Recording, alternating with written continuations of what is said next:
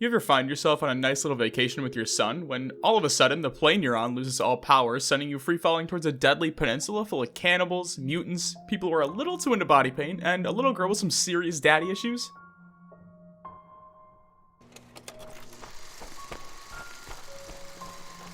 Yep, that's me. You're probably wondering how I ended up in this situation. Well, I guess we should start at the beginning. All I wanted was a quiet vacation with my son Timmy, but apparently our pilots had other plans. After regaining consciousness briefly, I looked up to see a strange man covered in red paint kidnapping my son before passing back out. When I woke up, I did the first reasonable thing I could think of and tried to call Chris Hansen and Liam Neeson, but given that we're in the middle of nowhere and I don't have a phone, something tells me that reaching them is out of the equation. I made the executive decision to eat any ounce of food that I could get my hands on before looting the plane.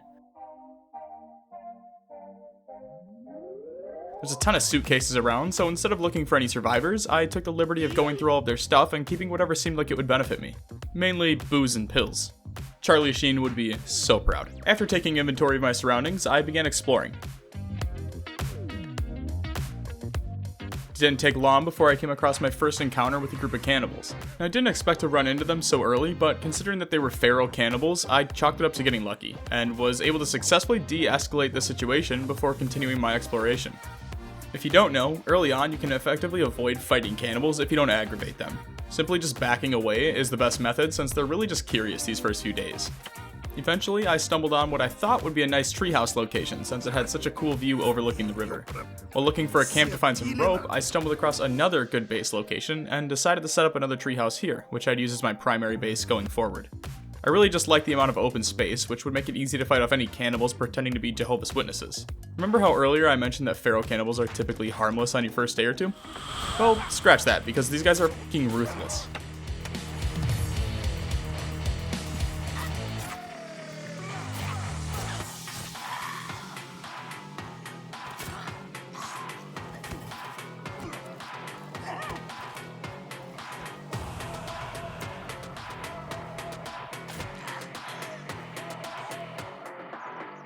Having officially survived my first night in the peninsula, it was time to get myself situated. We're gonna be here for a while, so we might as well live comfortably. I set off the morning of day one in search of rope, which I needed to build the treehouse. Along the way, I stumbled across a few cave entrances and tents. Now, if this was a horror movie, I would have been the dumb white guy who just went right in, but believe it or not, I actually enjoy living. So I dropped a marker and planned to revisit whenever I had better gear. Coming up on my first camp, I found 2 nooses that I can use as rope. This is probably a good time to add that The Forest is a dark survival game with horror elements. If this stuff is triggering to you, it may be best to skip this video, but let's be honest, if you've already made it past the first day, you might as well stick around for the other 99. It truly only gets better as the video goes on. Nothing like a little FOMO to keep you locked in your seats, right? Anyway, back to the on-screen stuff. Instead of using the rope on my treehouse, I crafted a bow and an axe. The crafted axe does significantly more damage than the plain one, but uses more stamina. The bow is a bow, nothing more to it. It's a staple in almost every survival game, and it's an absolute necessity early on. Outside of that, I found a cooking pot, which allows me to boil water on campfires, and came across another camp with flight passengers, more nooses, and a cave entrance. Once I got back to my little encampment, I built out a drying rack for food and a log sled before spending the rest of the day working on the treehouse, finishing construction that evening. Day 2 saw me building out a storage area. At the time, I had completely forgotten that the storage pieces actually have a second, larger option that would have been way more efficient here, but hey, hindsight is 20/20. After spending most of the morning collecting sticks and stones, I found a wild boar roaming the forest, and had my official Lord of the Flies moment. The only negative with this base location is that it's a popular patroller route for cannibals, which means we'll see them often, and they'll see us. Like any land dispute, this only tends to end one way. I mean, come on, have you guys seen Up, where the old dude just cracks the out of some worker touching his mailbox? That movie's a classic. Well, that's basically what happened here. This all worked out in my favor though, since I could use the cannibal bones to craft armor.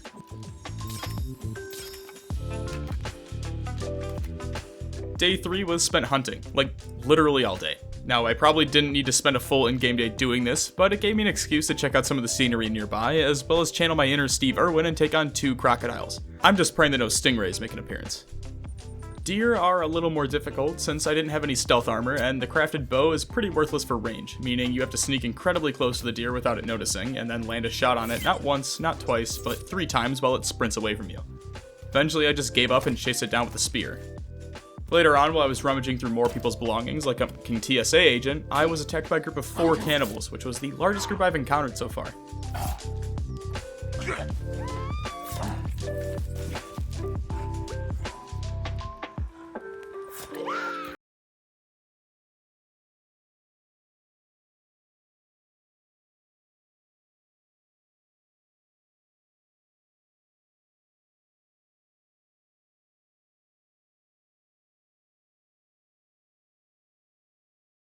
Their bones into more armor, I continued my exploration/hunting excursion. This inevitably led me to the giant sinkhole. This hole was so big. It was so big that I was gonna make a yo mama joke, but I don't want to get demonetized like 10 minutes into the video, so just pretend I had one. Thank you. Yes, I know, I'm very brave. Okay. That evening, while exploring, it started to rain, so I chose to spend the night in some tents near a cannibal camp.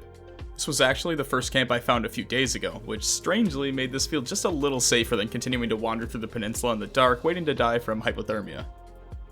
Back on my epic quest for more rope, I stumbled back to that larger village I found the other day. This place actually has a ton to offer outside of just nooses. There's crates for soda that spawn here, and even some pinatas for the younger cannibal's birthday party. Even better, the pinatas actually drop cash when you hit them. Outside of the soda and cash, there's also a crate of dynamite. Something that'll become essential in a few weeks. Back at base, I put in some time decorating, hanging 4 skull lanterns around my treehouse. Nothing really happened after that until late that night when I saw a light out in the distance. I could see a cannibal walking around with a flashlight, but there was also a little fire on the edge of the draw distance. Thinking it was a cannibal camp, I went to take a look and got absolutely baited into one of the sickest 1v1s since Rust on Modern Warfare 2.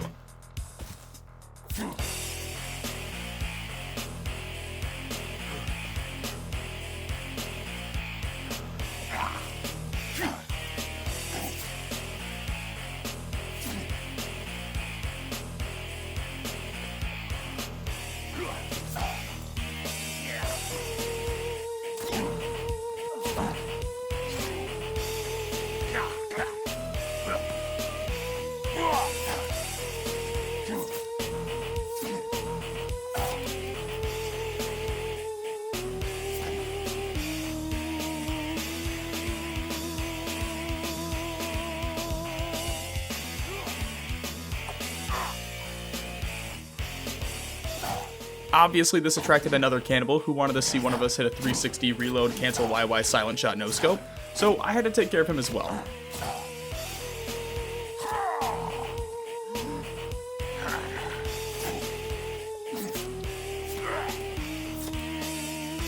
After all of that, I finally made my way over to this mysterious light in the distance, only to find the corpse of another cannibal.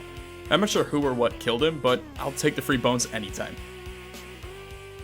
I spent a lot of day 5 crafting various items. Really anything from things I could carry with me to essential base items.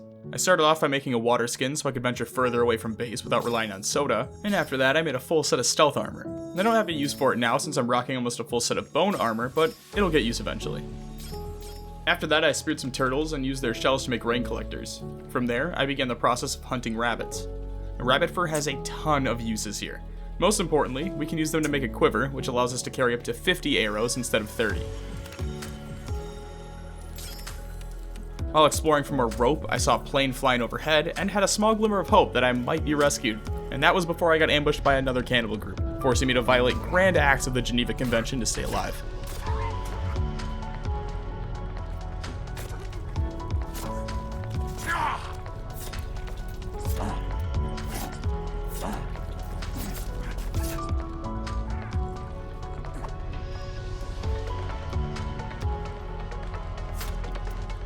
Day 6 was pretty exciting. I built out a second platform for my base on a tree to my south. Using the open platform, I placed a blueprint for a zipline from it over to the sinkhole, allowing me to reach the other side of the river in seconds instead of having to go all the way around.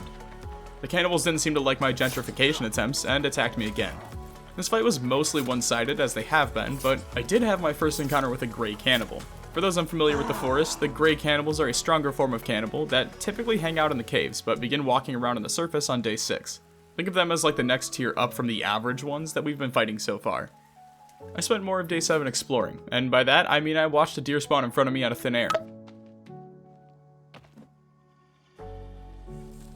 After wandering aimlessly for a few hours, I found myself back at the original plane wreckage.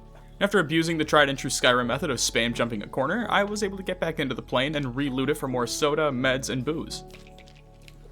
From there, I followed the coastline until I found a yacht. The yacht actually has a ton of story building pieces in it that, at first, only give you more questions than answers. Items like the picture of a random teddy bear on the deck,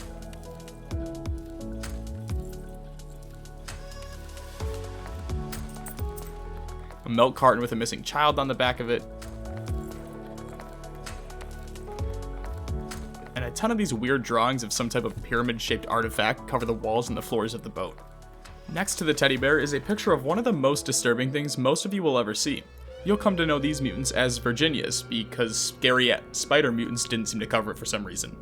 They are hands down my least favorite part of this game. Now, it's not to say these aren't amazing mutants, they just make my skin crawl to watch and genuinely terrify that out of me. Moving on to the cassette player, it had one tape with it that I wanted to listen to, hoping it was a clue as to what happened here or any of this meant. What I heard was far more disturbing. Alright, we've arrived at the moment most of you have been waiting for, a full day of cave exploration. Over the past week, I've been marking any caves I come across with a yellow marker. Today, I decided to head down into them and see what all the hype was about. The first cave was a complete bust, at least for now. I'll need much better gear and some climbing equipment to make it down any further, so I chose to come back another time and headed for a second cave.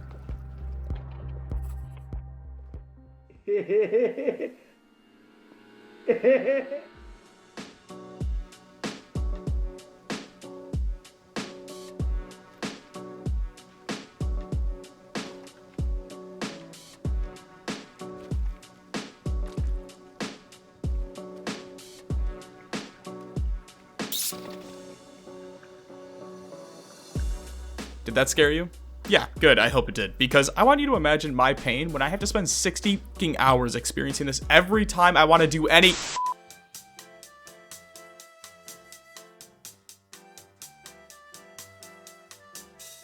This cave was littered with skulls and just general gore, as well as some hanging passengers of the flight I crashed here with. I found one of the pieces of Timmy's toy, but outside of that, this one wasn't too eventful either. There was another section that required climbing gear that, again, I don't have, and yet another pathway that led to a small pond that I could swim through. I took a shot and went for it, but was running out of oxygen way too fast and ended up turning around. I'll need a rebreather to make it to the other side, so it's not worth wasting more time on for now. The third cave is where it got real. I found the body of a poor explorer who was crushed by a rock. Luckily for me, he had a blank map and a compass to help me navigate the cave system. I found a piece of paper just out of his reach with the words, "A jealous god punishes a parent's fault on their own children." Some strong poetry right there. After tossing a flare for more light, I came across my first encounter with cannibals inside the cave system.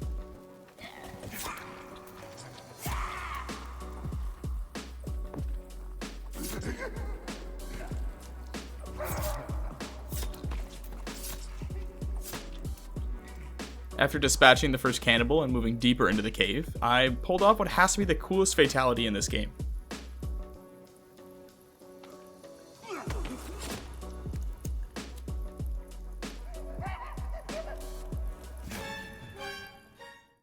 After spending almost a full minute sliding down a rope, I came across a massive stockpile consisting of boxes of VHS tapes, medicine, modern arrows, dozens of sticks of dynamite, a paintbrush, and red paint to cosplay as the dude who kidnapped my son, and arguably the best item in the game, the modern axe.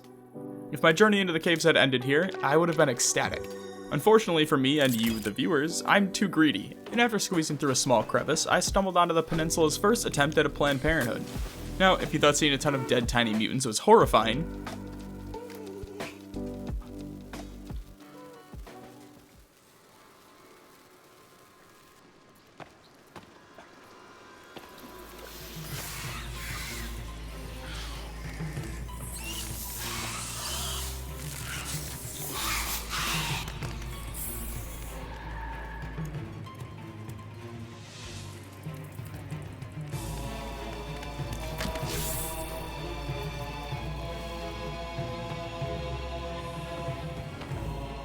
case in point, do you see why I hate these things so much?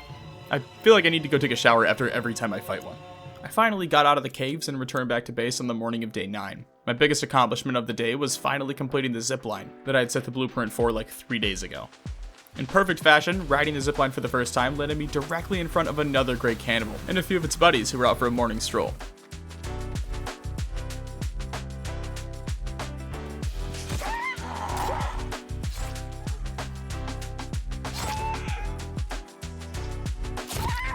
And after killing one and watching the friend escape, I turned around to see a patrol of feral cannibals just watching. There's really no other way to describe this second round of fighting other than to say I became Legolas, which terrified the other cannibals into retreating. The rest of day 9 was spent chopping down trees to stockpile logs while I figured out what I wanted to do with this base. I typically suck at any type of base building in games. Like, even in Minecraft, when I play with friends, I'm always the guy who works on farms and stays far away until the main base is complete. Because of this, I was determined to figure out something cool to do here. Every time I've played through the forest in the past, I've either just lived in a single tree house, or I built a pre-built log cabin that you can just craft and just go with the flow. This time, I'm actually hoping to make some semblance of a home. After spending the morning chopping trees, I built out an SOS sign in case any other planes came flying overhead, and began laying the foundations for my base setup. As a true American, I figured it'd be best to start with a wall. This would arguably take the most time to build, but should at least give me a border to work within and craft however I want. From there, I built out a staircase on the side so that I wouldn't have to be confined to a single entrance. Day 11 saw more blueprint placing. I built out a section for a garden that I could use to grow blueberries and other plants such as aloe that I could use to make health and energy mixes out of. I also placed blueprints for a gazebo, something that has zero practical use, but I figured would look nice on top of the little hill. I extended out the rock wall to the edge of the hill I was on, and built out a walkway at the entrance, using a stick fence to wall it in on both sides. Days 12 through 14 were pretty boring. I basically just spent the entire day farming materials that I needed for the base, mainly rocks and sticks of all things. Looking back, I definitely should have just taken a day and hunted rabbits to craft a stick and rock bag and just double my carrying capacity for both resources.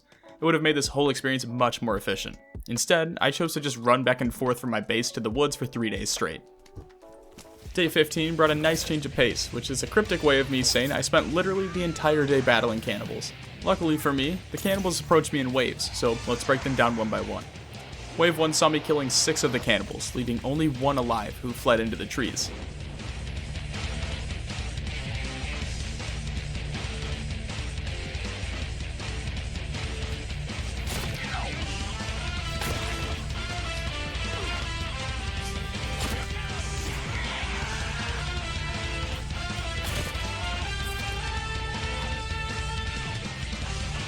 After a few minutes, the lone survivor came sprinting back and I was able to take him out relatively easily.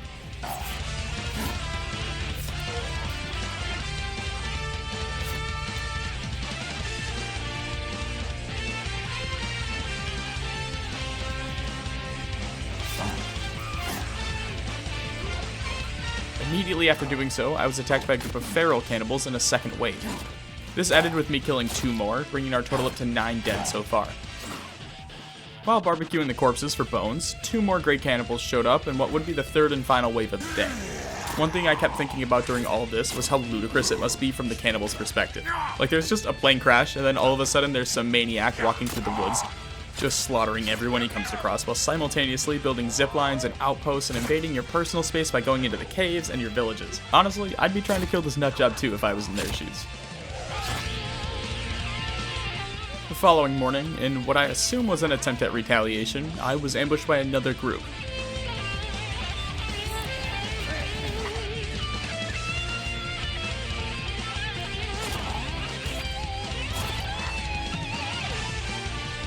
After absolutely bodying them, I returned back to base, only to find yet another patrol waiting for me. I've lost count of how many we've killed in the past few days, but I'm a little shocked that they just keep throwing bodies at me and hoping that I'll eventually just get too tired to keep fighting. Anyway, later that afternoon, while I was building out a fireplace, I noticed that the cannibals had built an effigy in the middle of my base. Love 'em or hate 'em, you gotta respect the balls to go into a base and leave a decapitated head there. On day 17, I headed back into the caves. When I reached the bottom of the first cave, I found a group of tents down here, with a drawing of the same pyramid artifact thing from the pictures in the yacht. Oh, and a laptop, which I thought was pretty funny. Like, first of all, who chose this as the designated camping spot? We're like 300 feet below the surface, and they were like, yeah, this is perfect. Oh, and I brought a laptop. I like to think whoever's laptop it was opened it at one point and just the Pornhub audio just echoed through the entire cave and led to a "this is how you died" moment, straight out of Project Zomboid. Anyway, continuing my exploration, I discovered where they've been keeping Tammy from Thousand Pound Sisters all this time. The forest is out here treating her like an endgame boss with their own little dungeon. On the way down to take on the Cowman Mutant, that's the official name by the way, look it up if you don't believe me. Anyway, on my way down I noticed what I assumed to be a nice little Easter egg to the movie The Descent, with the suspended climber who had died in the middle of climbing. Side note, The Descent is one of my favorite horror thriller movies of all time, and you should definitely go check it out if you haven't seen it. It's essentially if you took the Forest Cave system and the Great Cannibals and made a movie out of them. Alright, back to fighting Mutant Tammy 2.0.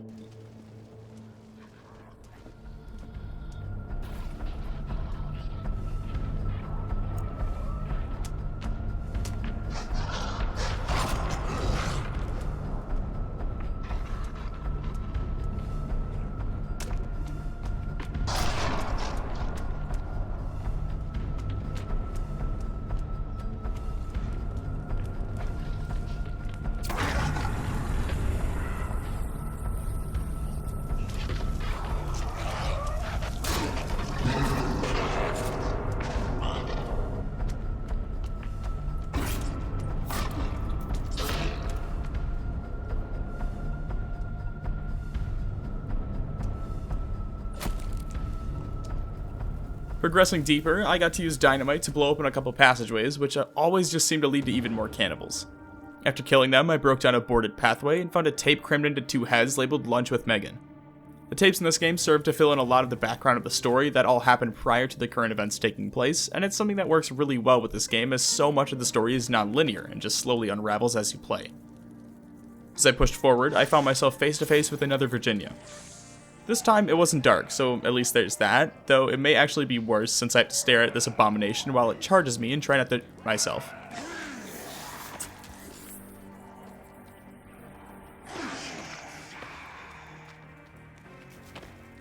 After conquering my fears for a second time, I got to showcase what the red paint does. For some reason, the Great Cannibals almost worship you while you're covered in it, allowing you to either bypass them or kill them. After taking care of the few remaining cannibals, I chose to sleep in another set of tents that I found.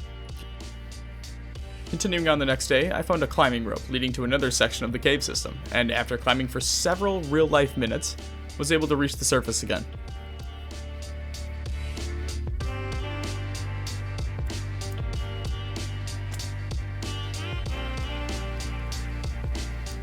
This lasted for approximately 30 seconds before I found another cave and promptly headed back in.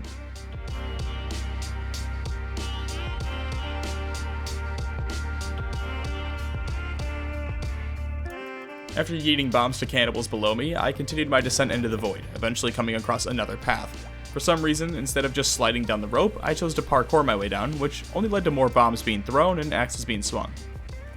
This fight actually went on for a while, so I'll play through it sped up.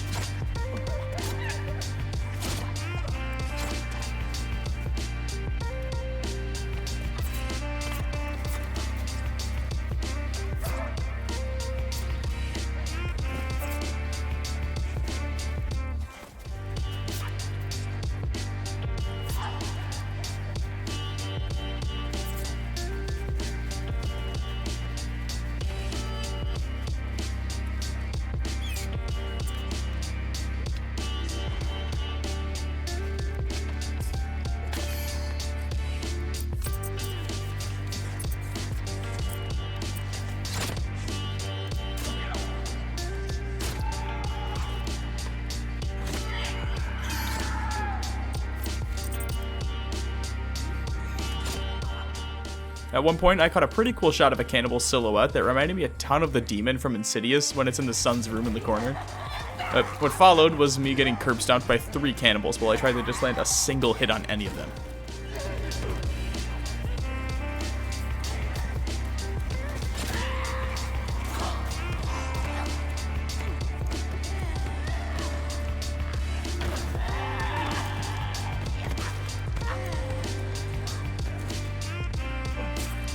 This next area featured several different paths to take. One was a rock climbing wall that we couldn't access yet, another led to a small drop with an armsy walking around in it, that I was able to kill by using flaming arrows and bombs. I actually can't show the bottom of this cave due to the nudity and just the sheer amount of bodies and naked cannibals down here, but I was able to head down and obtain a video recorder and a Sahara key card that was covered in blood. While exploring the remnants of the cave, I also found another tent and a tape labeled Megan's arrival. Day 19 brought more spelunking. There wasn't anything too crazy today though. I found a boarded up path with crosses on it, with a drawing next to it showing the sinkhole and solidifying its importance if that wasn't completely obvious already. The true highlight of the day was the fact that I stumbled across the rebreather I needed to start swimming. Obviously, we had to try it out.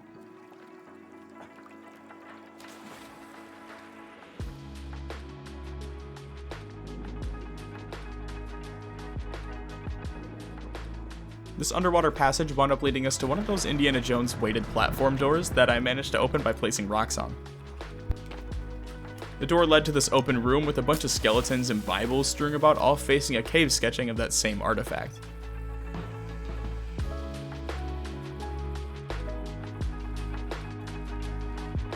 I also found an old rusty axe in this room, so I added that to my growing weapon collection. After swimming for what felt like hours, I managed to squeeze myself through a small claustrophobia-inducing hole and pop out into a small pond on the surface.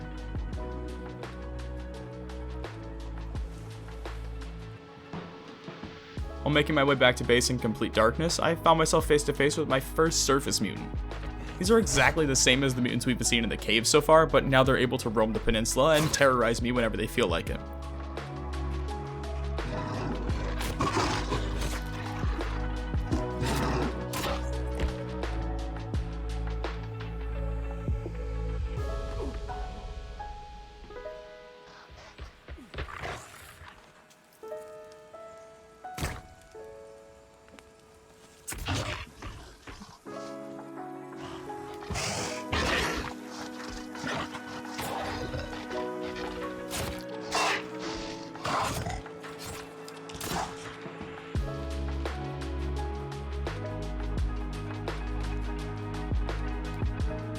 Having become completely addicted to mastering the cave system, I chose another yellow marked cave on day 20 and climbed on down. While literally trying to get the jump on some cannibals, I got way too cocky and ended up falling before blacking out.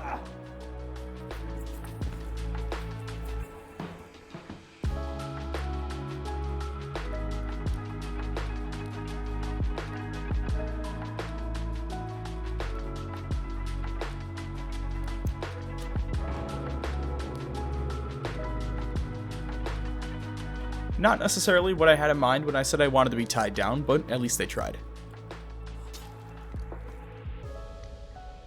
After cutting myself free and climbing back to the surface, I decided to take a few days and just avoid the caves. Well, that and I needed to wait a full 2 in-game days before I can be kidnapped again. If I go down prior to that, I'll just die and the game will end. That being said, I do realize the hypocrisy of me pointing this out as I immediately go on to fight cannibals while I'm at half health.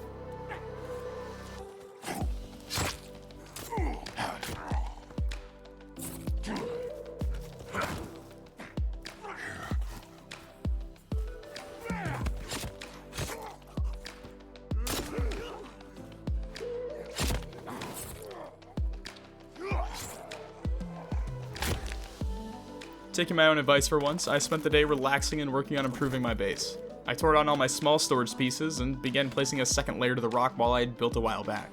After that, I moved my storage inside the walls and built the larger designs to hold more items. Adding on to the interior, I placed blueprints for an arrow basket inside the gazebo, an armor rack to store any excess gear I made, and a skin rack to hold on to any animal hides that I looted but didn't have a use for yet. Onto decorative pieces, I added a table next to the furnace, along with blueprints for 2 chairs so that I could eat my meals at a table. If I've learned anything from games like RimWorld, it's that this table is the most important piece of the entire base. Day 22 was entirely spent farming materials. Clearly I need a ton of them, and I didn't want to waste any time. It was a pretty quiet day overall, but I did manage to make some decent progress on the blueprints. On day 23, I finally caved and spent a day hunting rabbits in order to craft a stick bag, which should make this process 100 times easier.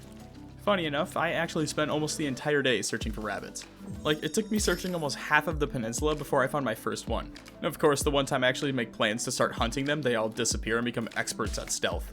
After finally crafting a stick bag, I realized I had almost all of the materials needed for a rock bag and only needed some rope, so I set off to find some so that I could double my production. Now that I have stick and rock bags, effectively doubling the resources I'm able to carry at one time, I was determined to finish up the base, so I spent all of day 24 doing just that. That being said, farming these materials takes time, especially when you destroy all of the small brush trees in a 500-yard radius and have to continuously move further away from base each time. On day 25, while scavenging for more sticks, I saw another cowman roaming nearby. While I was running back to base, I accidentally dropped a cannibal body in the river and was unable to pick it back up, so I came up with the idea of swinging my axe into the water and then spamming E until I glitched and was able to pick up the body and retreat back to base.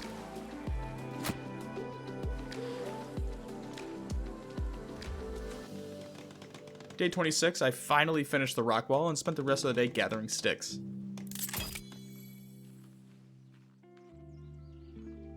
At this point, I'm getting pretty bored of farming for rocks and sticks, so I figured now would be a good time to go find some better gear. I know there's a katana and a modern bow hidden in the cave somewhere, but for at least the bow, I'll need the rock climbing gear. To give myself a boost, I searched which caves these items could be found in, but for the sake of authenticity, I'm going to explore and find the items with no outside help. I'll start on this tomorrow though. That gives me today to spend hunting animals so I can throw a bunch of dried meat in my inventory and take it into the caves with me.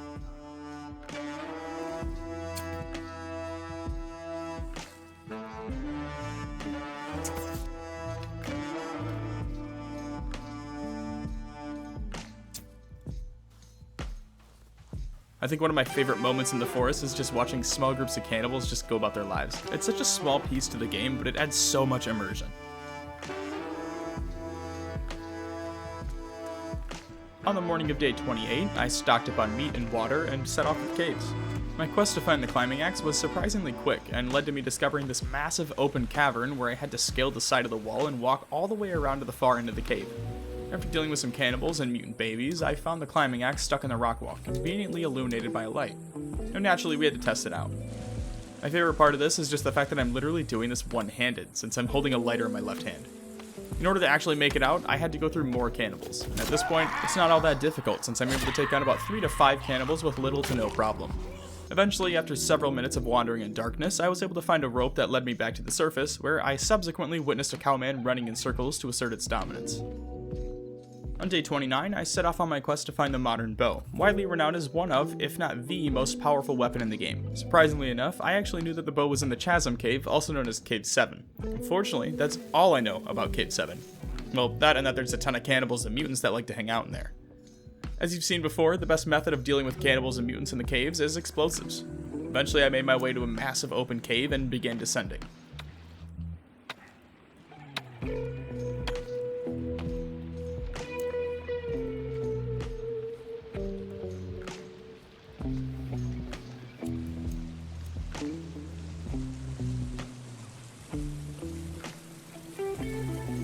After reaching the bottom, I made my way to an open room that was flooded, meaning I couldn't use flares to light it up.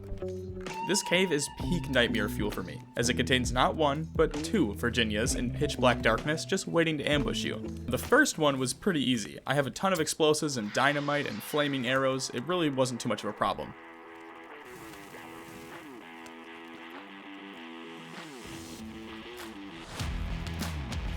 When I came to the second one, I thought I was golden, and that was until I got jump scared so hard I literally flung my keyboard off my desk.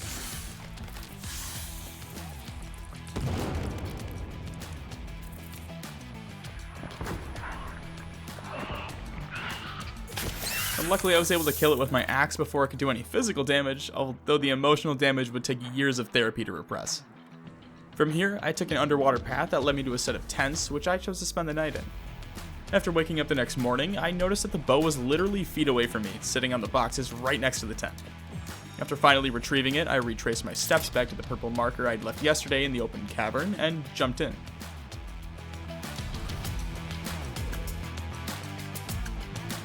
After coming up on the other side, I got to showcase the power of the modern bow while fighting 2 armsies.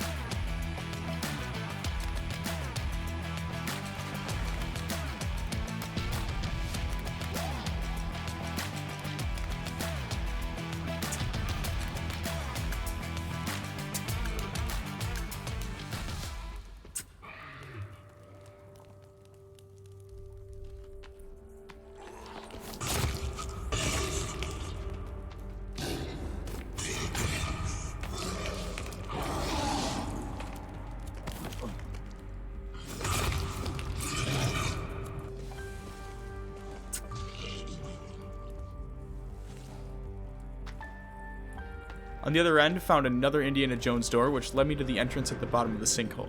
Before continuing, I think now's a good time to explore some of the camcorder footage we've accumulated.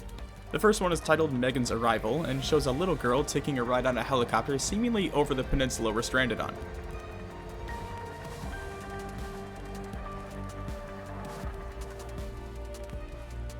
The second tape I have is titled Lunch with Megan, and shows a cafeteria setting filled with people in suits with Megan in a wheelchair.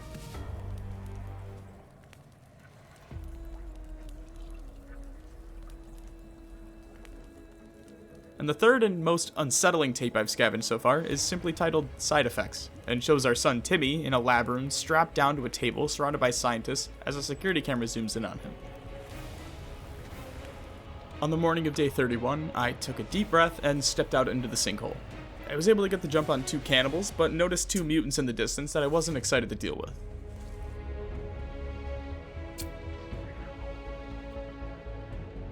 I also took some time to explore the crashed remains of the helicopter. If I had half a brain cell, I'd think this was the same one Megan was flown in on.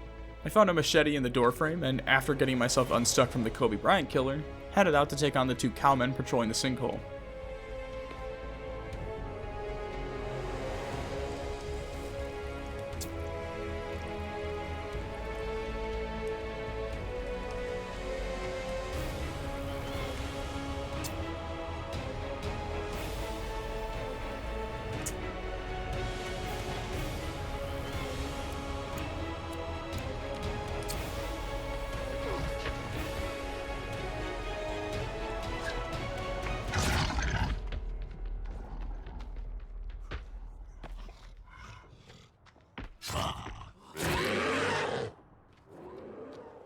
After dealing with both of these mini hulks, I got lucky while checking out the area and accidentally tripped a gray armsy which fell into the water and drowned.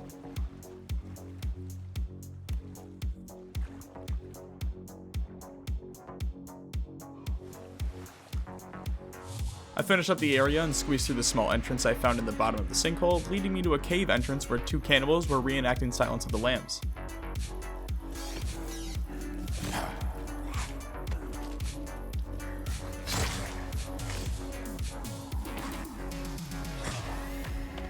Pressing onwards, I stumbled across another tape. This one was labeled Armsy Breakout.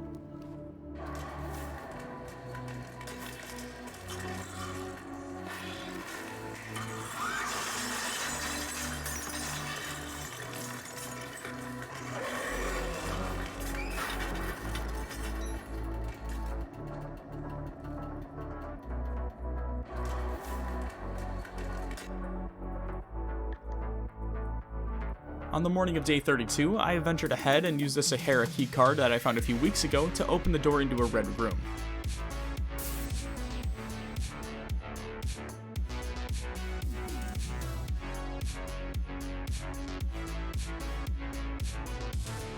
After making my way through the grates, I found myself in a cafeteria, the same cafeteria from the tape. I spent some cash on the vending machines, but gave up after never getting a lucky 2-for-1 and moved up into the ceiling.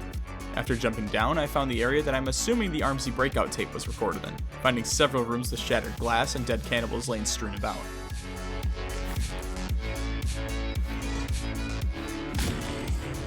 After killing an Armsy, I headed back into the ceiling. Exploring further brought me deeper into the facility, where we ended up in the room with the artifact that we'd seen in all these pictures around the island.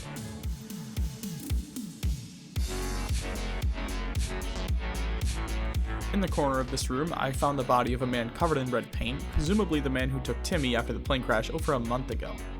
When inspecting the body, it appears that he was killed by crayons, which was unsettling. Next to his body, I found another tape labeled Second Artifact Test, which shows a blue beam illuminating above a group of scientists.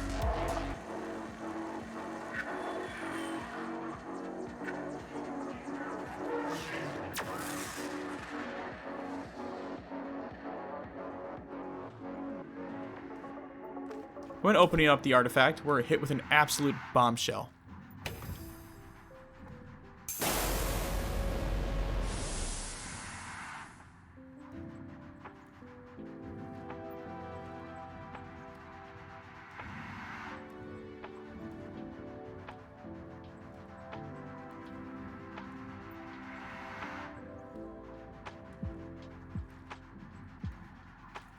You know, when I was first playing this game years ago and I got to this point, I didn't think much of it other than, oh, that's an interesting plot twist. But looking at this now as a new dad, I had a different mindset, which is not something I ever thought I'd hear myself say, to be honest. I can appreciate the mindset the game is trying to put you in and have you choose between your son or breaking the cycle. And it really does a fantastic job of exploring the possibility of how far a parent would go to save their child, even if it's already too late.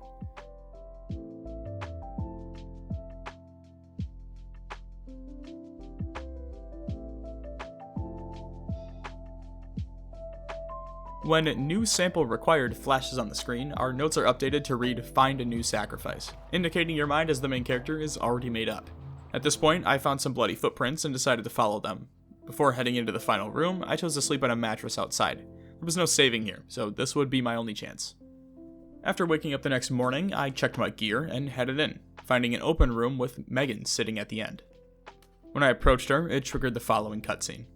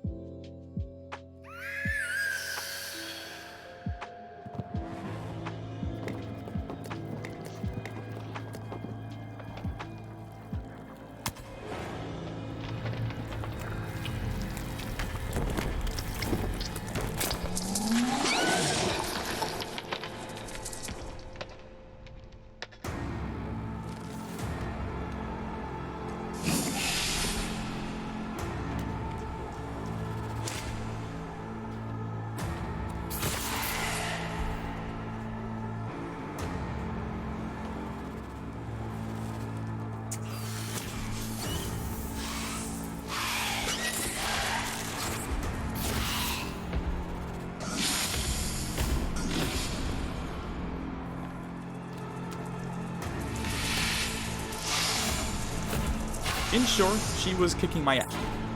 And after several minutes of getting in a couple shots only to be trampled, I died.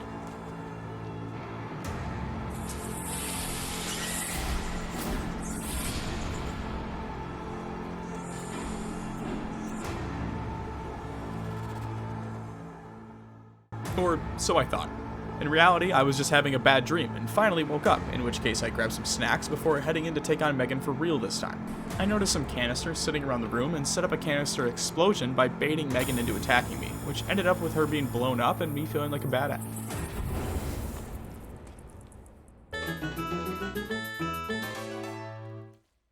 It was only after bringing her back to the machine was I told that I needed a live sample.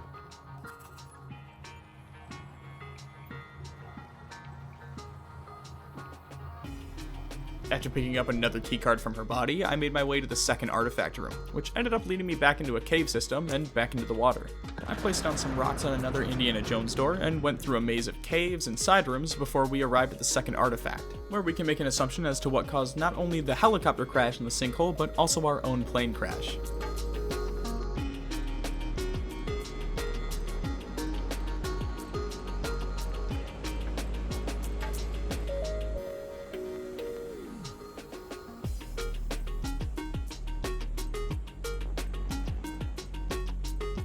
Here is where you're given a subtle choice that many don't notice on their first playthrough. At first glance, it seems that your only option is to activate the artifact, giving you 3 matches for Timmy: Thomas, age 4, Kevin, age 9, and Sally, age 7. However, if you look to the right, you'll notice an emergency shutdown prompt, providing you with a choice: save your son, or break the cycle.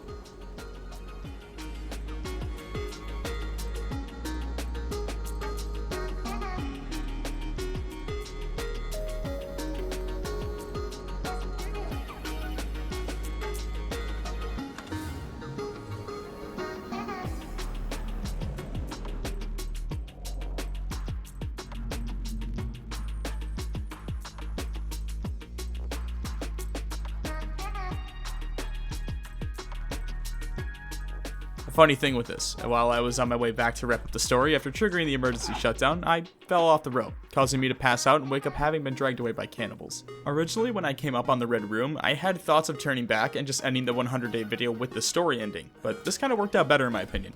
If you want to know the full lore and story behind the events, I'll link an excellent video on it down below, but if you want the TLDR, I'll explain it while I walk back to my base. That way, for those of you that are only here for the story narrative, you can head out without being dragged through the rest of the video. And for those of you that are here for the entire 100-day experience, we can really get into the fun stuff. So basically, there's these artifacts that have the ability to bring people back from the dead, but cause horrible mutations. The Sahara company was testing this, but things went south when the patients began mutating, leading to the mutants roaming the peninsula and all the destruction in the facility we were just in. The man covered in red paint has a daughter named Megan, who has a terminal illness. He kidnaps her and brings her to the facility in an attempt to save her, which leads to him triggering the artifact on the plane we were flying on in the beginning, as Timmy is a live sample that could be used on his daughter. Obviously, she goes nuts after being brought back and kills the man with crayons, leaving her drawings strewn throughout the cave. Again, I'm trying to keep this short and sweet, and if you want a more thorough explanation, check out the link in that video in the description. Kitetails and Flex does a fantastic job of tying all the little details together. All of that brings us back to the events of day 33, which ends the story as we shut down the facility, effectively ending the cycle of planes being shot down over the peninsula. But just because the narrative story is over doesn't mean our story is. We've still got a ton of stuff to accomplish, items to find, crazy buildings and traps to make, mutants and cannibals to fight, so with that, let's go ahead and get on to the next day. There's really no topping the climax of the story in this game, so I didn't even try. All of day 34 was spent working on the base some more and hunting deer to build the chairs for my kitchen table. Day 35 was more hunting. After yesterday, I'd only managed to obtain one of the 3 deer skins needed for my chairs, so I set off to gather the remaining 2.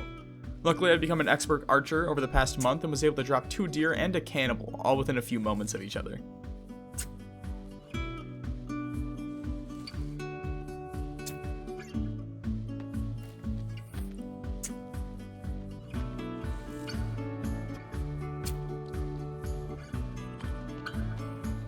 My only objective for day 36 was to wrap up work on the base. All I needed for this was 80 sticks. Couple that with the fact that the stick bag allows me to carry 20 on me at a time, this was something I knocked out pretty easily. Day 37 is where the big projects begin. I started the day off by fighting some cannibals patrolling around the sinkhole near my zipline. After taking care of them, I decided to build a small walled-in section behind the zipline to stop me from accidentally launching myself into the sinkhole.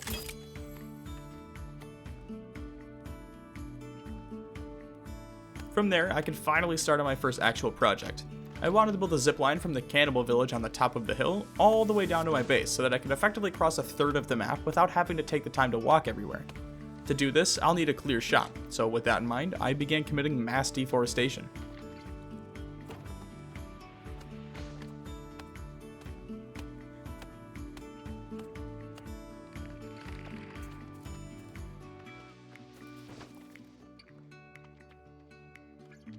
The next day I did some testing. The ziplines have a maximum range of 15 rope, so we'll need to find a good halfway point. To do this, I brought a zipline blueprint down to the river and locked it to get its range. From there, I placed a platform blueprint.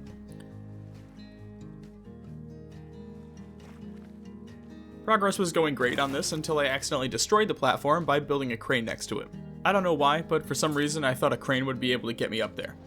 Normally you can attach a rope to the platform, but when they go high enough, it's no longer an option. All this to say, I had to restart the platform. After effectively wasting an entire day, I set out the next morning to accomplish literally the same exact task.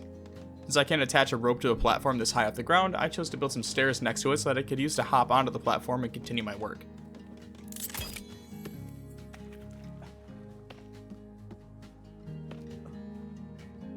Now that the platform is built out, I can finally start working on the actual zipline. To start, I placed a blueprint on top of the hill and walked all the way down to the platform below. After this one was built, I could add a second one from the platform all the way to the grass just outside of my base. Oh, also, at one point, a deer just spawned in front of me, so I killed it with an axe and took the hide for later use. Outside of that, I spent the rest of the day placing logs for the zipline. I still need 21 rope for it, but I can only carry 4 at a time, so this may take a while. All of day 41 was spent looking for rope, like literally the entire day. Looking back, I feel like such an idiot for not just farming cloth and crafting the rope, but for some reason that had just completely slipped my mind, and I was thoroughly convinced that you could only find rope at villages and campsites in the yacht. Eventually, I found myself back at the yacht to grab rope, and figured while I was there, I might as well grab the artifact from the locked room now that I have the key card. We'll need this to get the actual artifact now that we have access to the final cave, but we'll worry about that later. For now, I'm just focused on rope. By the end of the day, I had managed to acquire a whopping 4 rope, leaving me with 15 left to grab. Day 42 was a massive breakthrough, not just for the zipline project, but really the rest of this playthrough as a whole. I figured I'd have better luck just heading into the caves and searching for rope or nooses there. After killing a few cannibals down here, I realized I hadn't explored this portion of the cave system yet. But as it turns out, this particular cave is covered with rope. There's gotta be like 8 individual pieces of it down here that I could grab. If that wasn't a big enough win, the cave loot resets when you exit and re-enter, meaning that rope would respawn every time I left the cave, supplying me with an endless amount of rope, gasoline, and cloth. Using this strategy, I was able to build both ziplines by the end of the day. The only downside, I built the second zipline backwards, meaning I'd have to rebuild that one.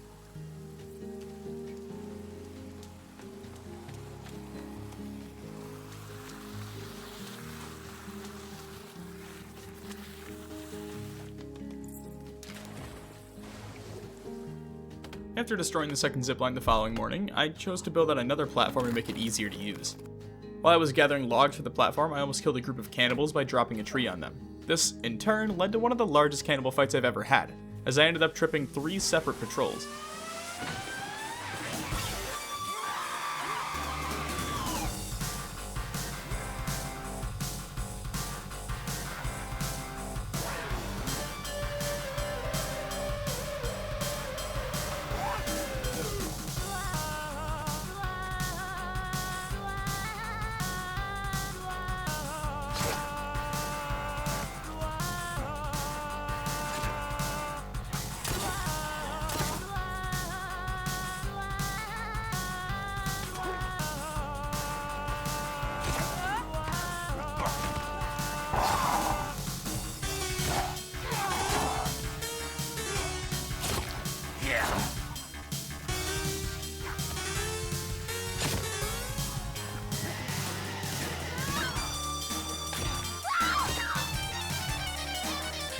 This was a crazy fight in and of itself just due to the fact that I was rocking all stealth armor, but at one point it turned into an absolute show when the cannibals all started fighting each other.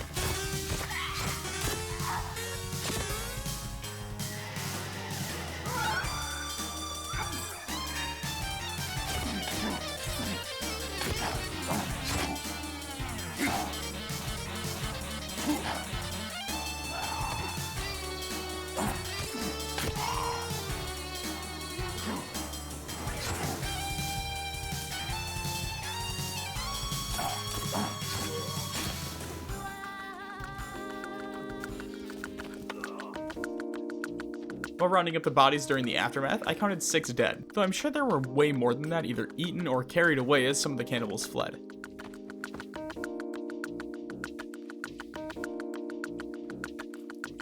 Instead of focusing my free time on the zipline, I chose to build out a small landing platform so that all the ziplines I build will lead back to this little station. A big reason I didn't just let it sit where it was is because the crocodiles roaming the area.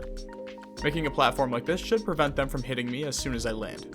I originally did a rock wall, but chose to replace it with a custom foundation to make it look a little nicer.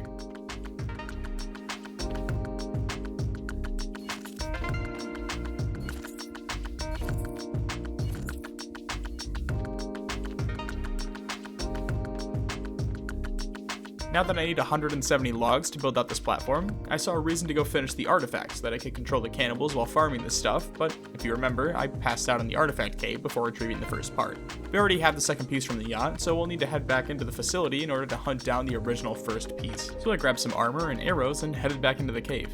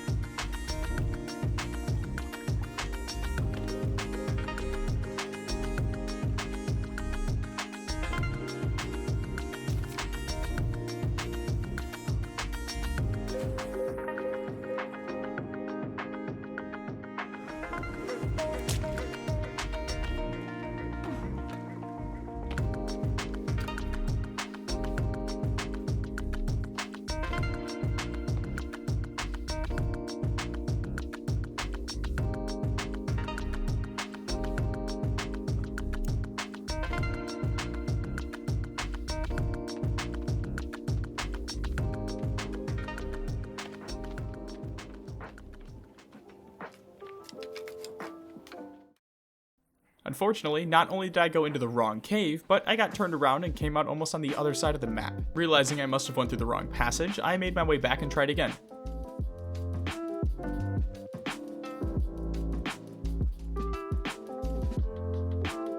At least until I realized what a dumb I am, and that I had went directly back to the same exact cave as before.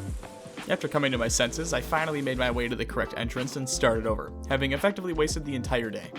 I figured I was on the right track when I found that massive open cave, so I kept pushing forward until I found a tent to sleep in. The next morning, I made my way back to the purple marker I'd left there like 2 weeks ago and jumped in. Making my way back to the sinkhole, I was able to sneak around 2 sleeping cannibals and made my way into the underwater entrance unscathed. At long last, I made it back to the entrance of the facility, and it's blocked. This blows. I'll have to figure out another way to get back in and get the initial artifact piece, but this entrance is completely blocked off. Completely defeated, I began retracing my steps to head back to base. After making it back to the purple marker, I went up a climbing rope nearby and was greeted by several cannibals. Not in the mood to deal with them, I just baited them into a small campfire I'd made to warm up and used Molotovs to kill the rest.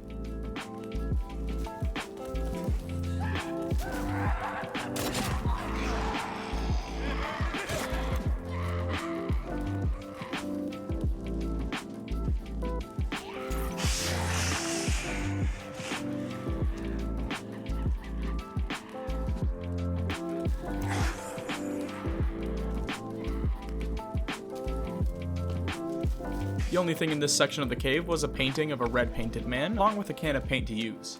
Next to that was a note that read, "She's not dead, she is sleeping."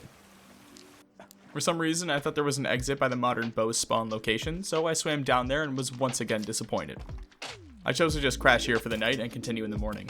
The only thing worth noting on day 46 was that I took a wrong turn while retracing my steps and ended up in an unexplored section of the caves where I found a tennis racket and another Virginia. Not wanting to fight it, I whipped out the climbing axe and scrambled up the wall. Eventually, I found my way back to the entrance and finally reached the surface, having effectively wasted 4 full days. Now, I'm not sure what happened time-wise here, but when I came out, it said I was in the middle of day 47, so apparently I spent 4 days in the cave, even though it really only felt like 3. So I did some research and realized that the cave with the artifact is accessible to me now, but I don't know where it is, other than that it's near a cockpit, which is on the northeast side of the map. So, on the morning of day 48, I set off for the artifact cave to finally build this thing.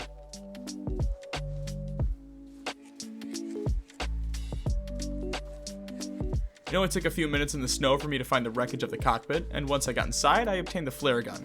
The flare gun is one of those items you never know you need it until you actually use it, and then you can't imagine life without it. Kinda like Chick-fil-A, but if Chick-fil-A could light things on fire other than just pride flags. Anyway, after warming up, I turned around and noticed that the entrance to the artifact cave was literally right behind me.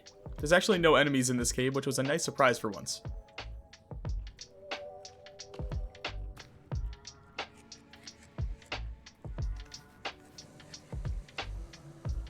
I made my way down to the bottom and used the artifact piece from the yacht to open the vaulted doors leading to an altar, where I finally secured the hidden artifact.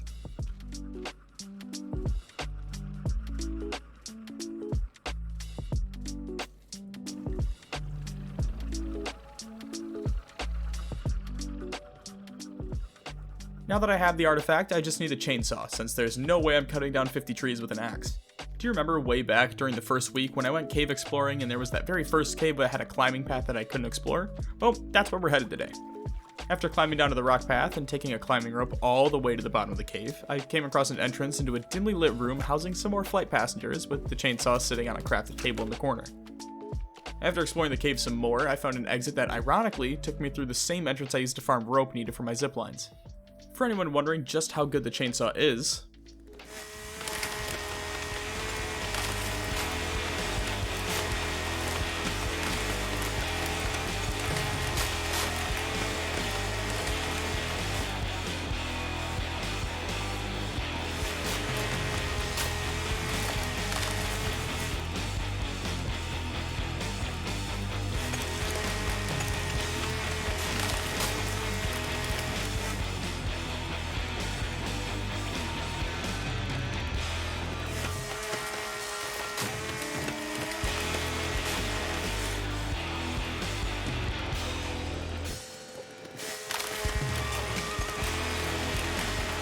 now if you're wondering, did I really just make you sit here and watch a full minute of someone cutting down trees in a video game? The answer is yes. Yes, I did. And now you have to live with that for the rest of your life. Not only is the chainsaw great for trees, but it can also delete enemies. Day 51 was entirely spent cutting down trees for the zipline platform. I finished up the platform foundation that night, and the following morning, I added a rock wall along the edges to stop any crocodiles from reaching the platform from the sides of the hill.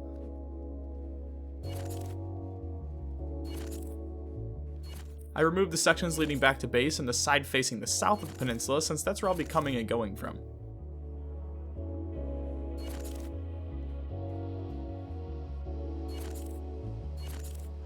I spent the rest of the day working on the rock wall until the afternoon, when I took on some painted cannibals, killing 2. After wrapping up the platform and rock wall, I turned my attention to the ziplines. More specifically, farming rope for the ziplines. I was able to finish up the connector pretty quickly and ran a quick test to make sure it was set up correctly.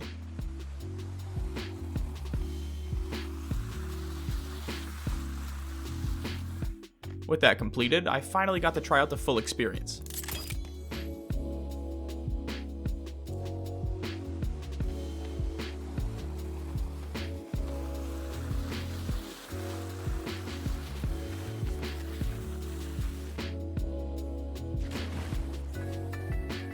The big issue is that I'm coming too fast, and can't grab onto the second zipline before falling off the platform. In order to stop this from happening, I built a small stick fence to serve as a stopping point and set out for another trial run.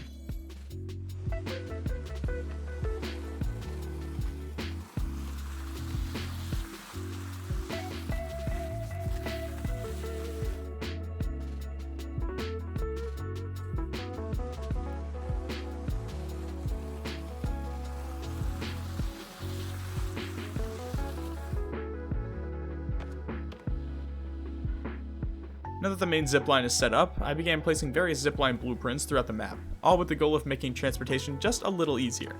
To start, I built one that would take me from the platform to the grass just outside of the connector platform. Heading east, I built another zipline leading from the hill back to the platform so that I had ways back from the south and east now. From that eastern hill, I built another that would connect to just below the center village, near the cave where I've been gathering all my rope from. For a final zipline, I added one from that same location back to the eastern hill. Next on the agenda was more rope farming, obviously, which brought one of the wackiest moments of the playthrough. When entering the cave, I somehow phased through the map. It looks like the game thinks I'm still on the surface, and because of that, didn't load in any of the cave system assets other than the flooring and instances. I had a little bit of fun just checking out the map from this point of view, and seeing the random instances loaders just floating in the void.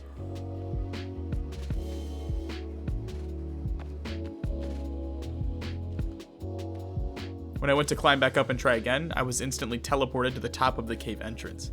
And thankfully, when I tried a second time, the game loaded correctly and I was able to get back onto the grind.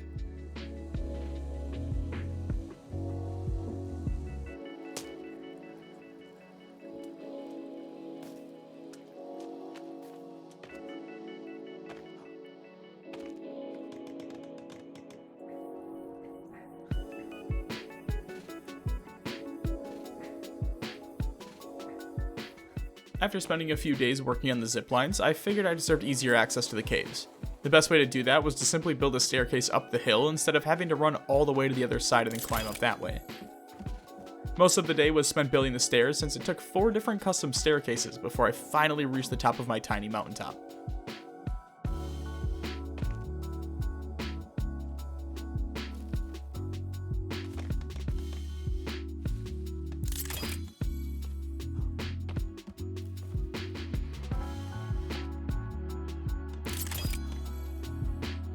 Day 57 brought the moment a lot of you have been waiting for, when I ziplined directly into my first girl mutant, which is just the endgame boss but a little weaker. It's got a single worm as its host instead of Megan, but it acts the exact same as the endgame boss. If you don't know what a worm is in the forest, don't worry, you'll see one later. The fight with this mutant was almost identical to the fight with Megan. I used explosives and fire arrows to do the majority of my damage and would switch to my axe whenever it got too close to me.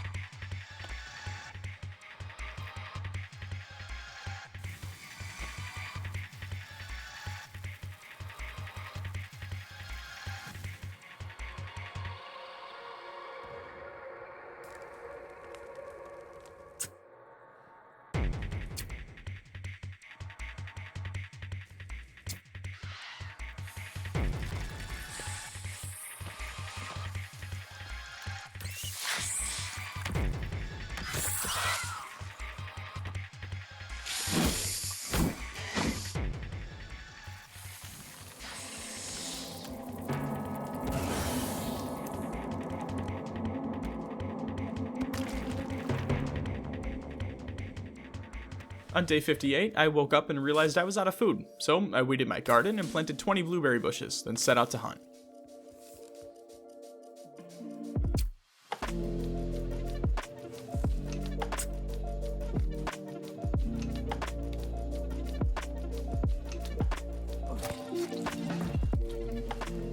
After restocking my food supply, I went ahead and placed all the drawings in my treehouse like a patient at a psych ward. I feel like all I've been doing for the last week or so has been building, so I decided to take a break from it and do some exploring.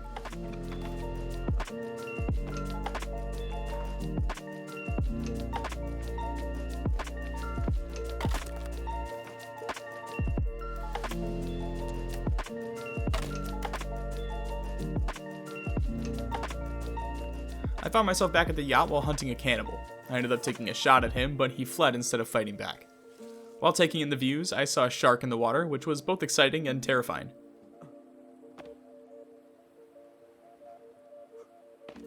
One thing I missed out on initially was that there's also a grave by the yacht with pictures of the boat near it with another cassette tape.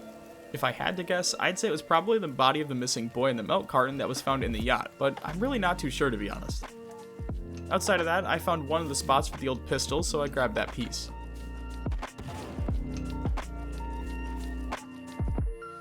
While I was working on another monitor, a painted cannibal with a flaming axe came out of nowhere and attacked me.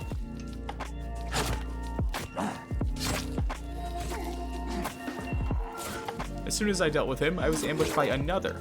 Remember that cannibal I shot earlier? Well, he came back. And did you know that cannibals can throw Molotovs? Because I did not.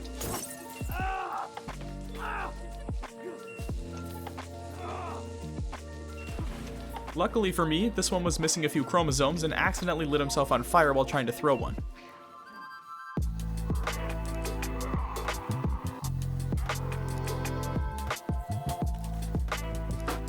Apparently, I'm missing a few as well though. While ziplining back to base that evening, I slipped off and rammed into the platform going Mach Jesus, only to find myself being dragged away by cannibals.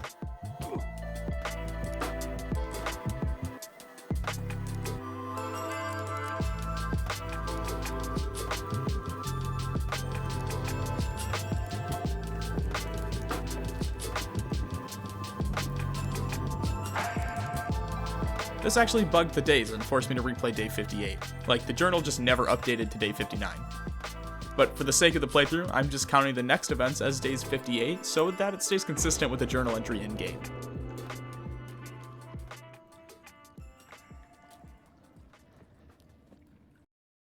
After escaping and reaching the surface the next morning, I set to work finishing up what was left of my ziplines.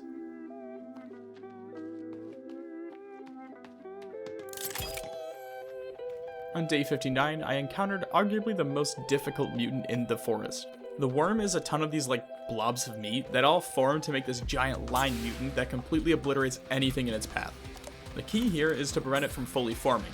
This unfortunately means you end up fighting 30 of these individual pieces as they cause utter chaos. I'll let most of the fight play out here for the sake of transparency because things get pretty wacky and it's hard to showcase the fight when it's all cut up.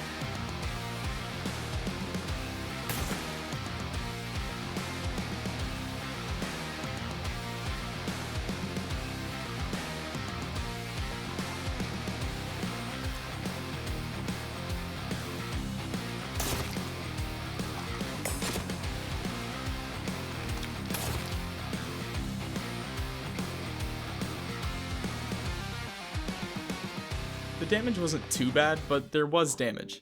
I'd blown up a large section of my walkway, but the worm had also destroyed most of my rock storage and the entire garden. We're talking hundreds of rocks that I'd collected, gone in one swing. Luckily, I was able to keep it away from the treehouse and food supply, but the fight would take some time to recover from. Day 60 was the start of the largest project in this entire playthrough. I had located a nice open field area not too far from my ziplines in the southeast, and chose that spot to begin building out a large-scale Gladiator arena. The foundation alone was around 300 logs. For comparison, that's a little under double the size of the platform I built for the ziplines. Anyway, now that I've got a chainsaw, I can make a ton of progress very quickly.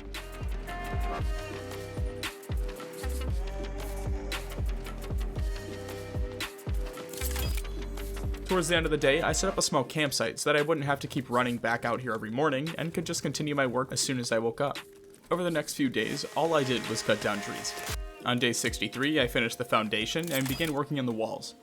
Eventually, I knocked down every tree on the main field and had to move up to the mountains and throw the logs over the edge of the cliff down to the job site. On the morning of day 65, I finished the wall of the arena. Now that the main portions of the arena are complete, I turn my focus to the interior. I added the platform to place the artifact on so I could either attract raids or force them to retreat when I needed to. I also added 2 explosive racks for spare gear, as well as 3 armor racks, 2 bone collection bins, 2 arrow holders, and some weapon displays so that I could choose which weapon I wanted to use when I walked in. After spending so much time in the Gladiator arena, I decided to take some time off to finish up yet another zipline. Once that one was all wrapped up, I added another zipline from the eastern hill down to the Gladiator arena. Since I had gone a few days without fighting any mutants, apparently the game felt the need to remind me that they're roaming now by sending a cowman into Virginia right under the zipline I'd finished building. Day 67 was back to work on the arena roof. I didn't know this at the time, but the roof would end up being a vital addition to the arena, which you'll see in a little while. This was short-lived though, since I've almost completely cleared the area of any trees. Since I went a little too hard in the deforestation, I figured it'd be best to take a few days off and let the trees regrow in this area before finishing up the arena. It took almost 70 days, but I finally crafted a worm suit. Oh, and I now have the ability to craft my family, and cars, and TVs, and a dog, which is a little too Wilson for me, but okay.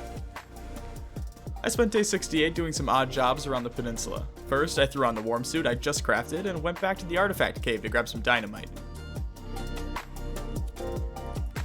Once that just checked off the list, I went through a mini midlife crisis and tried to go sledding again.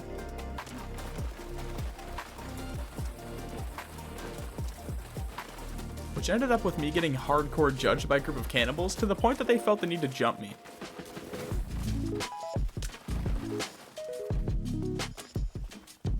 Unfortunately, I can't show the entire fight because the female cannibals like to run around topless, and I obviously can't show that here. There's a chance I could show it on Twitch, but even then I'm not sure how that'd work because we don't even have a hot tub in the background. With what time I had left in the day, I headed north into the mountains to look for one of the pistol parts. The big issue with this is I'm looking for a small pile of dirt in a vast range of hills and cliffs, and I have no idea where it is, other than that it's in the northwest side by the mountains. I felt like I just spent a day pretending to play the long dark, but by nightfall I still hadn't found the piece. I did, however, find a tent to sleep in. On day 69, I did some research and set off to find the pieces of the old pistol. There's 8 individual locations scattered around the peninsula, and I already found one. I know where a few are from other playthroughs, so I hit those up first, finding the piece in the northwest and the one in the mountains. The mountains one took a few minutes because all I went off of was the fact that it's east or northeast of piece number 8.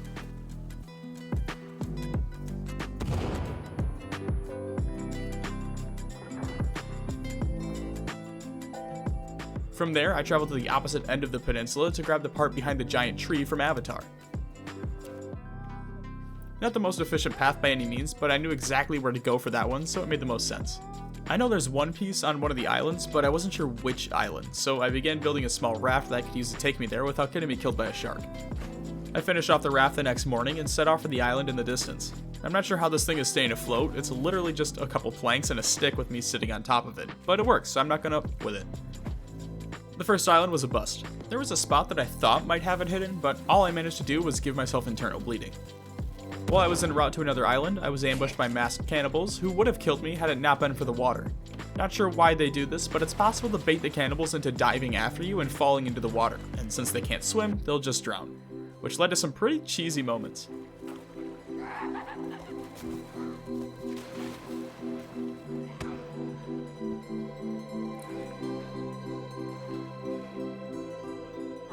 Moving on from that fiasco, I tried the island by the yacht, but came back empty-handed there as well.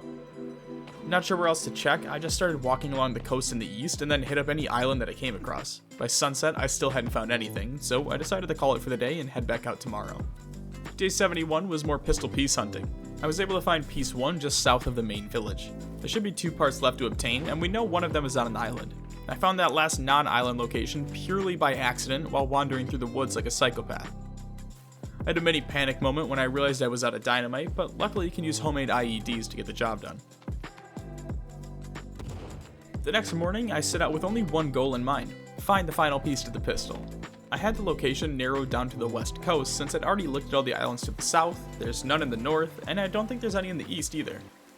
I managed to find an island next to the Sahara crates that I started swimming towards while praying that the shark from Raft didn't decide to make a guest appearance. Initially, I thought I was completely screwed since the island doesn't have the piece, but after checking the second island a few feet away, I finally found the spot for the last piece.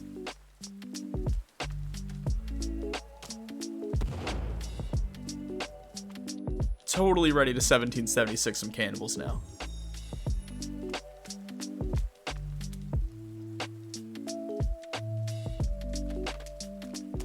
Next on my list was to find the katana. It's hidden in another cave, so I geared up and climbed on down.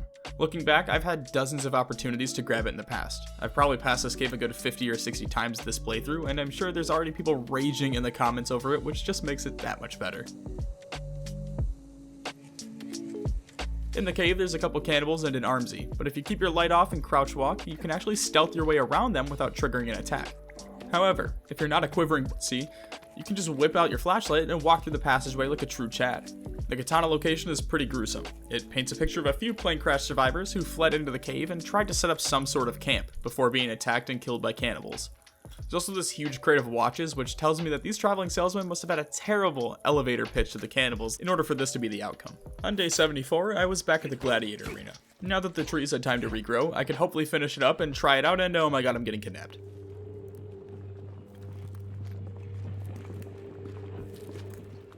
Unfortunately, Liam Neeson isn't my dad, so I was forced to deal with the situation myself. I escaped pretty easily and was back to working on the arena by that afternoon.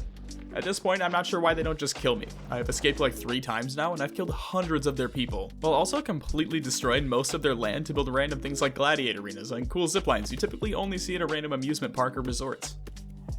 Day 75 was exciting for the sole purpose of fighting 2 armsies and a cowman along with a patrol of grey cannibals, all while having no armor on me.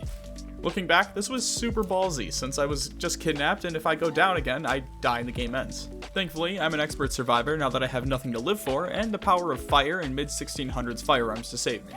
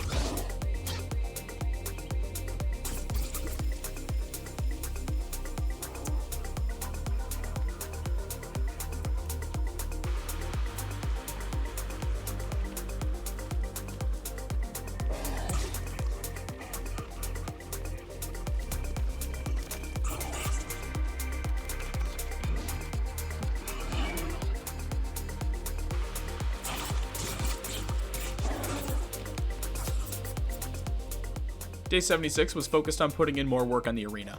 Most of the day was spent cutting down trees and gathering sticks.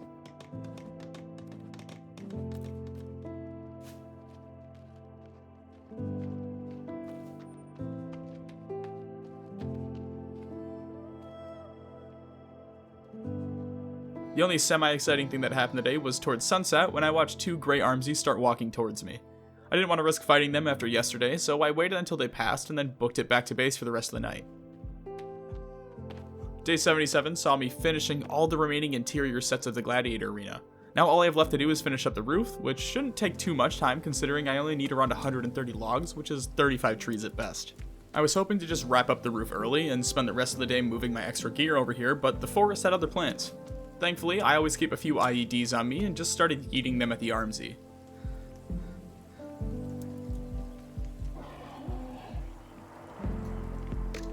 When that didn't work, I pulled out the bow and started firing bone arrows at it, and when even that was proving ineffective, I just pulled out the katana and finished off the group.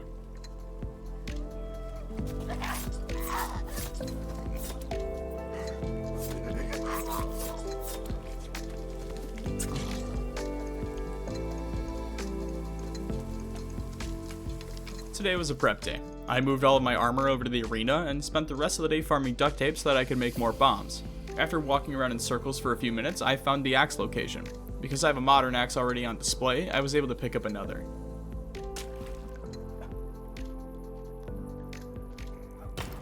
I started off day 80 by making some spears after crafting a spear bag.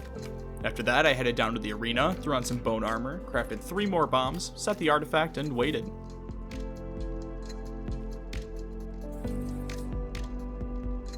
The first wave wasn't too bad, only 3 masked cannibals, which I took out pretty easily.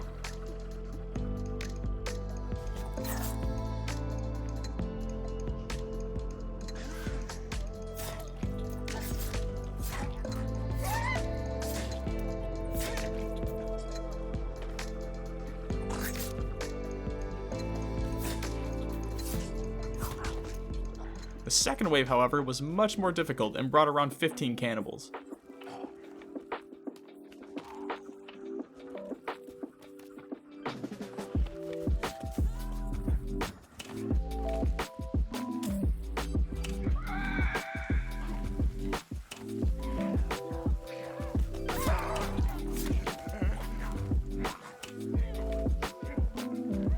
As I was fighting them, I noticed a Virginia was trying to break in through the front door, while an armsy came walking up behind her.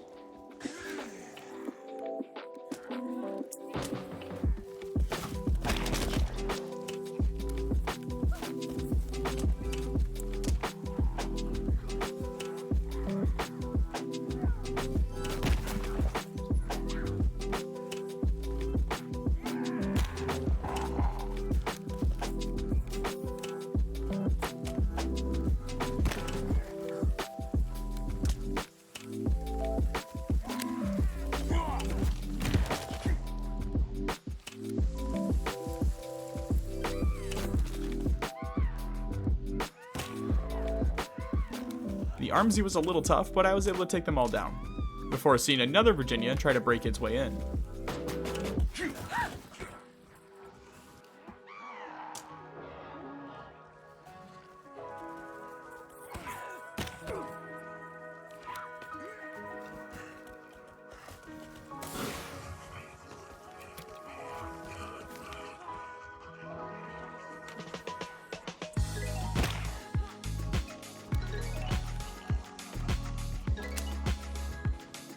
While I farmed bones from the corpses, I missed the sun setting, which was terrifying since there were at least 2 Virginias just walking around right outside. And if I haven't said it enough by now, I'm absolutely terrified of those things. Oh, and one of them is just guarding the door, so I can't even escape. If you don't think these hell spawns were creepy enough, they can also leap like 30 feet into the air.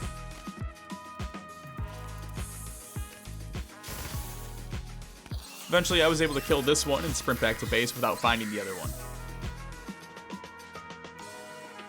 After spending all of day 80 waging war on the cannibals, I spent most of day 81 recovering. I was completely out of meat, so I grabbed my bow and some arrows and headed out into the woods to hunt. After shooting my first boar, I was nearly killed when another one bonsai'd me from the trees. Luckily, after spending 80 plus days in the middle of nowhere, I've gotten pretty good at hitting my shots. Outside of that, today was pretty quiet.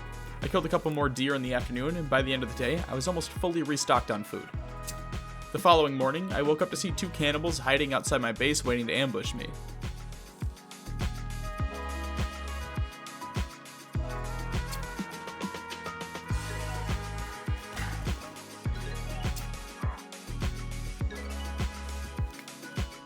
Outside of that, I spent the day back at the arena.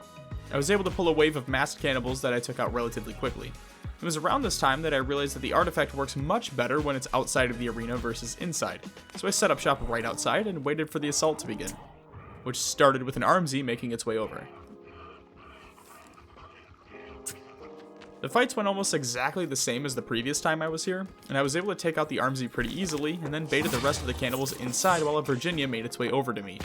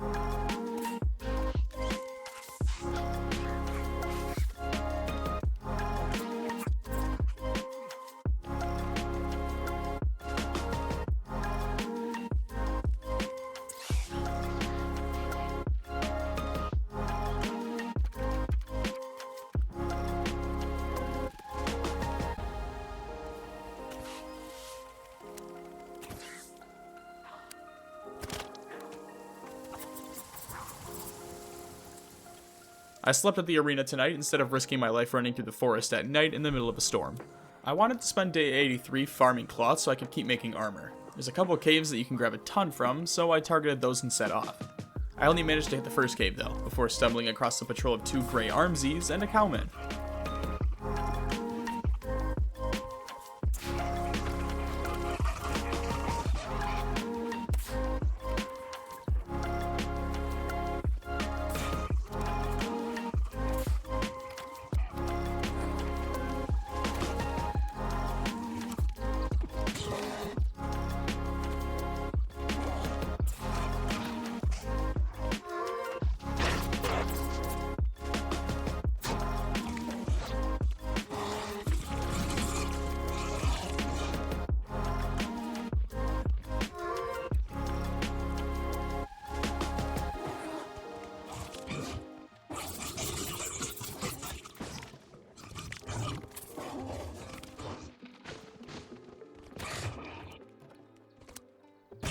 After parkouring my way through the woods, I was able to take down all 3 using a flare gun, my pistol, a bow, and the katana, although I lost all of my stealth armor in the process.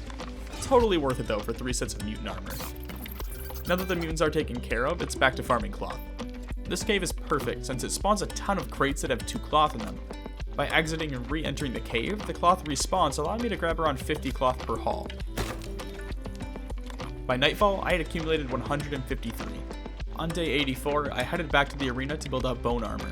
My plan for today was to try and farm cannibals. I figured I could use the artifact to trigger an attack, and then when they got close enough, switch the artifact to blue, which should make the cannibals passive. From there, I just need to throw them on the fire and let time do the rest. While waiting for the NFT traders to come, I looked up and saw a rainbow in the distance. After waiting for a few minutes and getting nothing, I decided to try out a new strategy. The goal here is to build out a couple traps and then place the artifact in the middle of it, drawing in any nearby cannibals, which should walk them directly into the traps, allowing me to passively farm them. Of course, as soon as I make plans, a patrol comes charging in. Turns out I was completely wrong about the blue versions of the artifact. It just straight up scares the cannibals away. Oh well, it's worth keeping blue for now so that I can build up my traps, though I'm just gonna have to leave it as is.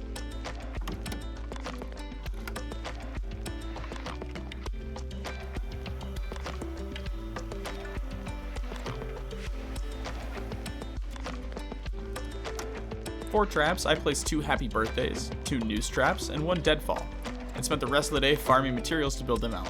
I was able to fully build all 4 traps by the end of the day, and almost killed myself when I accidentally triggered one because I'm a klutz. With the trap set up, I turned on the artifact and headed back to base, where I made a full set of stealth armor before heading to bed.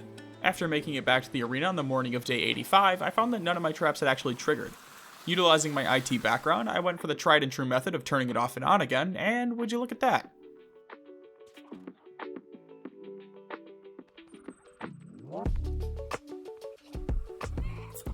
This ended up being a very lucrative day for bone collection. I ended up with 8 cannibal kills for my traps. That's not to say this was a perfect setup though. There were a few times where I found myself completely overrun when all of my traps had been triggered and there were still like 20 cannibals walking around. Whenever this happened, I would switch the artifact back to blue, which would send them running, giving me time to reset the traps and gather bones. So day 86 is completely bugged. As you can see, when I open the save menu, it says I've survived 86 days, but when I open my journal, I'm stuck on day 85. To compensate, I spent the day at my base passing the day and hoping the game fixes itself so that I don't have to play through day 85 twice. Alright, I think I fixed it. After saving and reloading the game a few times, the days switched up again.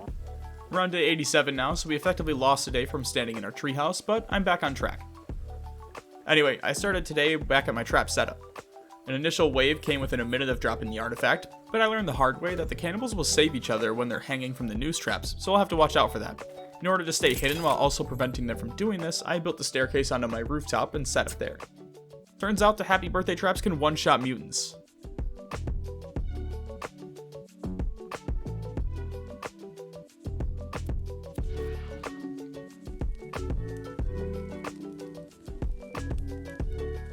Day 88 was once again spent at the Gladiator arena watching my traps.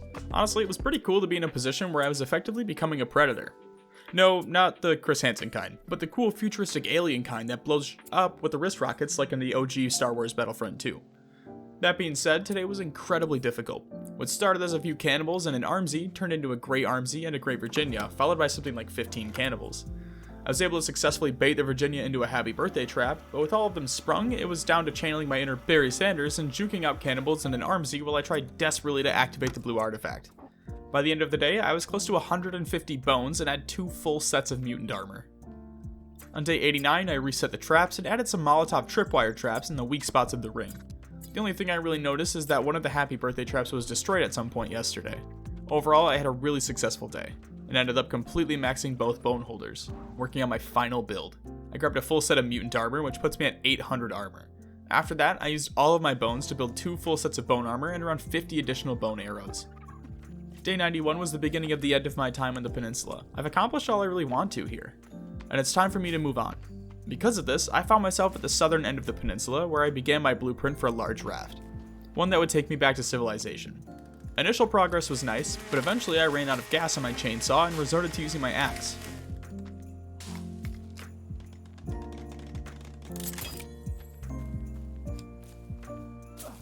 The entirety of day 92 was spent working on the boat, which I finished up that evening.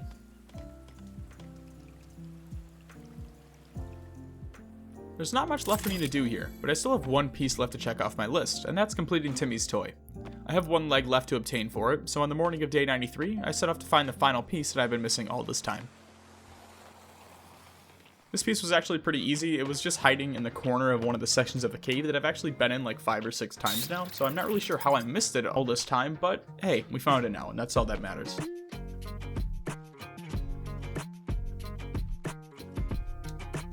Day 94 saw me building another zipline to get me closer to my raft, because I'm lazy and I would rather spend time building a zipline than I would walking.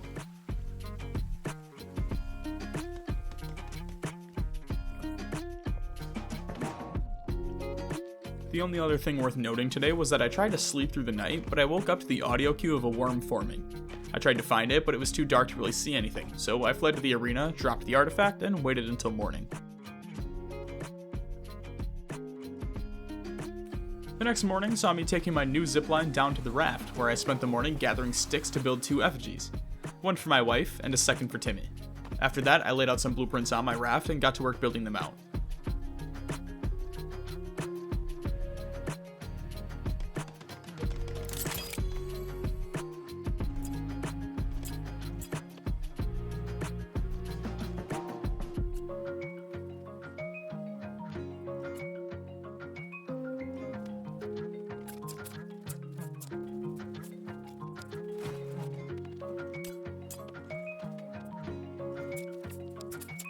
Most of day 96 was just spent hunting rabbits so that I could obtain all 4 furs needed to make a bed for my boat. Outside of that, I spent the remaining time finishing up any of the blueprints on my raft.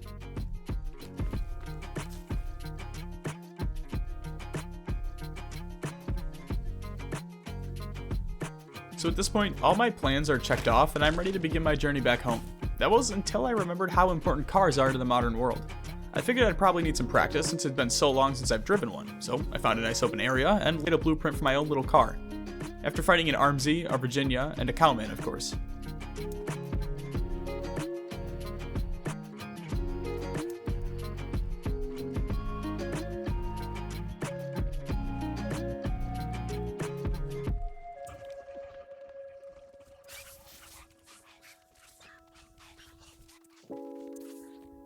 Day 98 saw me impersonating a mechanic as I finished up my car.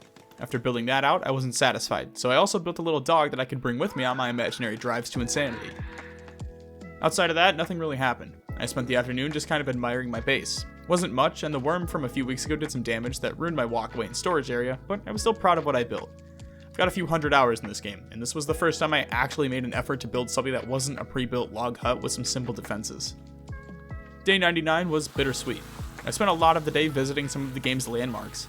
Admittedly, I spent way too much time looking for the plane wreckage, and eventually just gave up when I reached the yacht, where I did one final walkthrough.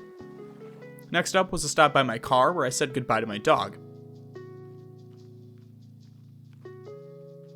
before making my way back to the sinkhole. Funny enough, when I first played this game years ago, I used to take a turtle shell and spend hours just trying to figure out how to slide down the sinkhole to make it to the bottom without dying. With only 2 places left, I made my way to the Gladiator arena. I'm willing to bet there's already a few comments saying this place didn't live up to the hype, but I'm still really proud of the work I put into it. My favorite aspect of this place was the trap setup. I'm sure there were much more optimal ways to set all of this up, but I thought it looked cool to have them all grouped together in the center like that. As the sun set, I took the zipline back to my main base. I originally had big plans for the zipline platform, with goals of making an entire connector using platforms that would allow me to basically zipline to every major location on the map, but I just didn't have as much time as I thought I did. Like I said earlier, this was my first actual attempt at a base, and something I was genuinely proud of. It was a crazy concept that 100 days ago, I built a tree house that would be the start of this little dinky compound. On the morning of day 100, I made my way down to the beach where my raft was stationed, where I realized my glaring issue. This raft requires 2 people to operate. There's only one of me. So I have 2 options here. I could ask one of the cannibals to tag along, or I could leave it here, in this case for Timmy and my wife if they ever wanted to catch up to me a little bit later. Instead of taking off on my boat, I built a tiny little raft, small enough that it could be operated by just one person. And with one final goodbye to the peninsula, I set off for my next adventure.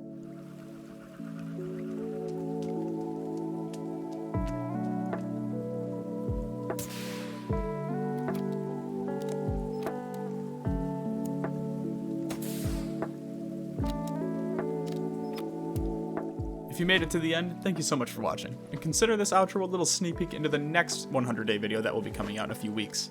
This video took an insane amount of time to make, so if you have any feedback to give on what you liked or think I should improve on, please let me know in the comments so that I can continue to improve for you all. A very special thank you to all my YouTube members who allow me to step out of my comfort zone and make content on different games. I appreciate you all, and as always, thanks for stopping by.